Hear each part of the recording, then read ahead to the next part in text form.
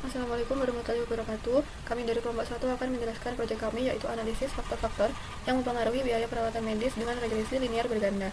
Kami beranggotakan Aprilia Sapna Anggreni dengan NIM akhir 003, saya Santi Leratul Mazaro dengan NIM akhir 004, dan Cakra Sifatul Rahmat dengan NIM akhir 138. Pertama, kami menggunakan medical cost personal dataset. Dataset ini berisi informasi mengenai karakteristik pribadi pasien dan biaya perawatan medis atau charge yang dikenakan oleh perusahaan asuransi. Tujuan dari dataset ini adalah untuk menganalisis faktor apa saja yang mempengaruhi besarnya biaya perawatan medis, serta menganalisis hubungan antar variabel independen yaitu umur, jenis kelamin, indeks massa tubuh, jumlah anak, status perokok, dan wilayah tempat tinggal terhadap biaya perawatan medis, serta memprediksi charge berdasarkan faktor-faktor tersebut. Alur pengerjaannya yaitu mengumpulkan dataset, eksplorasi data, data cleaning, encoding variabel kategorikal, menentukan variabel, split data, membuat metode regresinya, kemudian evaluasi model, visualisasi, dan interpretasi hasil. Kemudian untuk tahapan preprocessing, kami melakukan eksplorasi data, cleaning data, encoding variabel untuk variabel kategorikal, serta split data, trend, and test. Berikut adalah kode untuk eksplorasi data. Pertama, kami melihat struktur dataset tersebut menunjukkan ada 1338 baris dan 7 kolom, yaitu kolom age, sex, BMI, children, smoker, region, dan charge. Kemudian kami cek missing value, menunjukkan bahwa semua kolom memiliki nilai 0, artinya tidak terdapat missing value pada dataset. Kemudian kami juga cek duplikasi data. Dari output ditemukan bahwa ada satu data yang duplikat. Kemudian kami menampilkan baris yang duplikat, hasilnya ada satu baris yang identik dengan baris lain di dataset itu, sehingga baris inilah yang harus kita hapus untuk menghindari bias dalam analisis. Kemudian salah satunya adalah cleaning data, karena tadi ada satu baris yang duplikat, maka kita perlu menghapusnya dengan drop duplikasi ini. Kemudian di sini menunjukkan angka 0, artinya sudah tidak ada lagi data yang duplikat. Kemudian kami melakukan penanganan outlier. Untuk outputnya, sebelum capping terdapat 9 outlier pada BMI dan 139 outlier pada charge, sedangkan untuk age dan children tidak terdapat outlier. Kemudian setelah menerapkan metode AQR dengan teknik capping atau winsorizing, jumlah outlier pada semua kolom menjadi 0, artinya seluruh nilai ekstrim yang berpotensi mengganggu analisis dan model sudah diperbaiki tanpa perlu menghapus data. Kemudian tahap selanjutnya adalah encoding data kategorikal.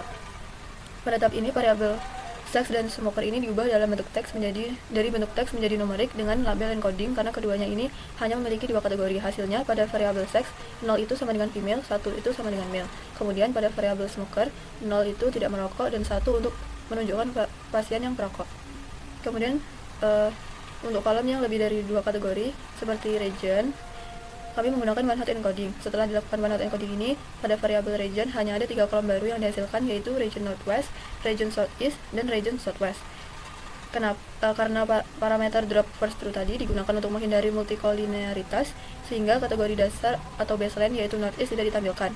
Nilai yang muncul berupa true dan false, yang secara konsep ini sama dengan 1 dan 0, sehingga tetap dapat digunakan. Baik, selanjutnya saya akan menjelaskan untuk proses perhitungan regresi linear berganda dengan menggunakan Python. Jadi di sini yang pertama kita melakukan split data train and test. Jadi data train ini itu digunakan untuk mempelajari hubungan antara variabel X dan Y, dan data test sendiri ini digunakan untuk menguji performa model. Nah, untuk dari Pythonnya sendiri itu kami menggunakan library sklearn model selection import train test split. Lalu selanjutnya kami menentukan untuk variabel dependen dan variabel independennya. Jadi untuk variabel dependen sendiri itu merupakan nilai output yang ingin diprediksi, yaitu dalam menentukan total biaya yang akan ditagihkan kepada pasien sesuai dengan apa yang ada di dataset kami. Lalu untuk variabel independennya sendiri ini merupakan faktor-faktor personal yang diduga memengaruhi besarnya total biaya medis yang akan ditagihkan. Untuk dari dataset kami sendiri itu variabel independennya itu selain dari kolom charge. Selanjutnya untuk evaluasi model sendiri itu kami melakukan ada sekitar 4 evaluasi model. Yang pertama yaitu R-squared score, ini hasilnya menunjukkan sekitar 0,82 sekian. Nah, nilai ini tuh kalau dalam persentase itu menunjukkan bahwa model ini mampu menjelaskan sekitar 82% variasi biaya perawatan medis. Artinya model memiliki performa prediksi yang baik. Lalu untuk evaluasi model yang kedua yaitu mean absolute error, ini hasilnya berkisar sekitar 3151,5970 sekian, yang ini tuh secara rata-rata menunjukkan bahwa prediksi model ini berbeda nilai aktual sebesar 3151,60 satuan biaya. Jadi kalau dari mean absolute error sendiri ini, semakin kecil nilai mean absolute errornya, maka semakin baik akurasi model dalam melakukan prediksi. Yang ketiga yaitu evaluasi model mean squared error. Ini tuh hasilnya sekitar 20,905443 sekian, yang menunjukkan bahwa rata-rata kuadrat kesalahan prediksi model terhadap biaya perawatan medis itu cukup besar. Lalu untuk yang evaluasi model keempat yaitu root mean squared error, hasilnya ini menunjukkan sekitar 4572,247 sekian, yang menunjukkan bahwa rata-rata kesalahan prediksi model terhadap biaya perawatan medisnya itu berada di kisaran kurang lebih 4,572 satuan biaya. Nah, selanjutnya untuk kode yang kami gunakan, ini kami masih dari library yang sama, yaitu dari sklearn. Selanjutnya untuk dari hasil perhitungan regresi linearnya, untuk p-value-nya sendiri variabel independen yang age, BMI, children, dan smoker itu dapat dinyatakan signifikan karena di sini dapat dilihat hasil perhitungannya untuk p-value-nya itu kurang dari 0,05, sedangkan untuk variabel sex, region southeast, region southwest, dan region northwest itu memiliki p-value lebih dari 0,05 sehingga dinyatakan tidak signifikan dalam mempengaruhi biaya medisnya. Selanjutnya untuk nilai koefisien sendiri itu dapat dilihat bahwa koefisien ini tuh nanti menunjukkan seberapa besar perubahan biaya medis ketika satu variabel berubah. Nah, untuk nilai-nilai koefisien yang positif, ini artinya nanti akan menaikkan biaya medis. Contohnya seperti umur, indeks massa tubuh, jumlah tanggungan anak, apakah merokok atau tidak, itu nanti bisa mempengaruhi biaya perawatan medisnya. Nah, untuk koefisien yang negatif itu bisa menurunkan biaya medis, yang artinya untuk seperti jenis kelamin dan juga wilayah tempat tinggal ini itu nanti itu dapat menurunkan total biaya medisnya.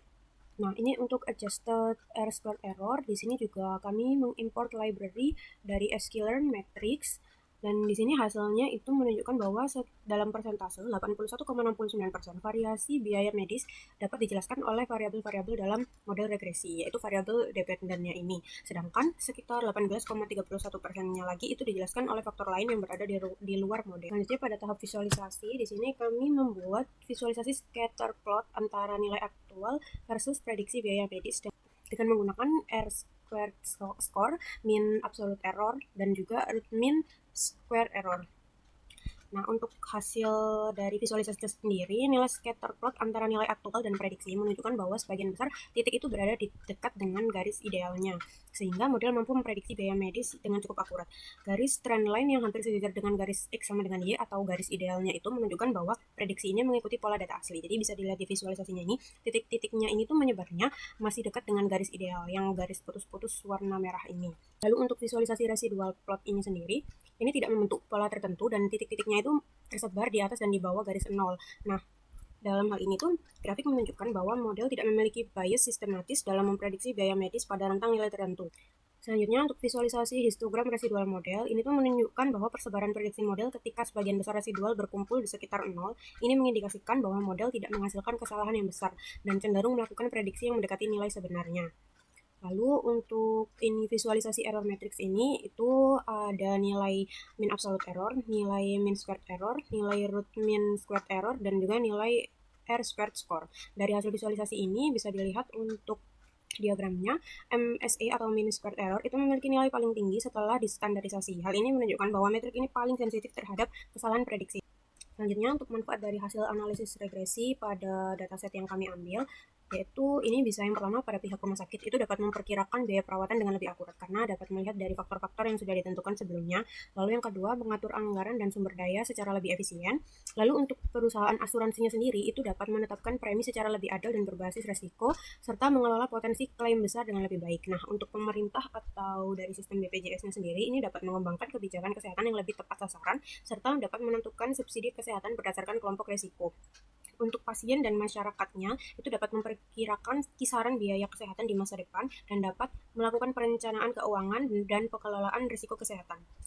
Kesimpulannya sendiri, analisis ini tuh tidak hanya bersifat akademis tapi juga memiliki manfaat praktis untuk berbagai pihak seperti pihak rumah sakit, pihak asuransi, pihak pemerintah atau sistem BPJS, dan juga bagi masyarakat atau pasiennya itu sendiri.